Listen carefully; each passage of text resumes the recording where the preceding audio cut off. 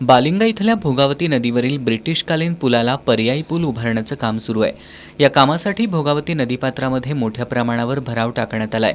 या भरावामुळे नदीपात्रातील पाण्याला अडथळा निर्माण होऊन पूरस्थिती निर्माण होण्याची भीती आहे. त्याचबरोबर सध्याच्या पुलाला सुद्धा धोका पोहोचण्याची शक्यता आहे. या पार्श्वभूमीवर आज राष्ट्रवादी काँग्रेसचे जिल्हा उपाध्यक्ष मधुकर जांभळे यांच्यासह परिसरातील गावातील सरपंचांनी बालिंगा पुलाच्या ठिकाणी सार्वजनिक बांधकाम विभागाचे कनिष्ठ अभियंता शुभम पाटील यांना निवेदन सादर केलं.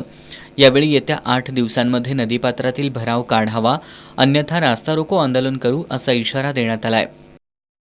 आम्ही आलेलो आहे तर नदीच्या पुलाजवळ आणि शुभम पाटील साहेबांनी आता सांगितले की बाबा हा भरावा आहे हा 7% काढून देतो म्हणून सांगितलं. त्यानंतर नदी खालचा भरावा, त्यानंतर बालिंगेच्या पुढलं जे कॉन्क्रिटीकरण करायचं आहे ते सुद्धा 7% आज करून देतो म्हणून सांगितलेलं आहे. दोनवड्याचे तर जे पुलाचे जे पायपा निम्म्या अर्ध्यावर आहेत ते पण 7% आज करून देतो म्हणून सांगितलेलं आहे. 7 तारखेच्या आज जर झालं नाही तर 8 तारखेला आम्ही सर्व ग्रामस्थांच्या वतीनं रस्ता रोकोची ऑर्डर आम्ही दिलेली आहे, जाहीर करतो. कनिष्ठ अभियंता शुभम पाटील यांनी निवेदनातील मागण्यांसंदर्भात वरिष्ठांशी चर्चा करून आवश्यक ती कार्यवाही करू असं आश्वासन दिलं. भोगावती नदीवरच्या बालिंग्याच्या इथून जो मोठ्या पुलाचं काम चालू आहे त्या ठिकाणी जो भरावा टाकलेला आहे तो भरावा आपण 10 तारखेच्या आतमध्ये संपूर्ण भरावा आपण काढून घेणार आहे. त्याच्यानंतरनं बालिंगा साईडचं कॉन्क्रीटचं काम हे येत्या 10 दिवसामध्ये चालू होऊन जाईल.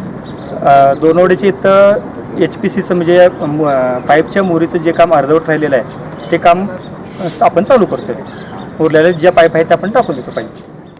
यावेळी राजेंद्र सूर्यवंशी, शिवाजी देसाई, दोनवडेचे सरपंच सर्जेराव शिंदे, उपसरपंच दिगंबर पाटील, पाडळी खुर्दचे सरपंच तानाजी पालकर, शिवराज पाटील, भरत पाटील, अजय भवड, बालिंगाचे उपसरपंच पंकज कांबळे, पांडुरंग वाडकर, मयूर जांभळे, युवराज जत्राटे, मोहन गडकरी यांच्यासह ग्रामस्थ उपस्थित होते.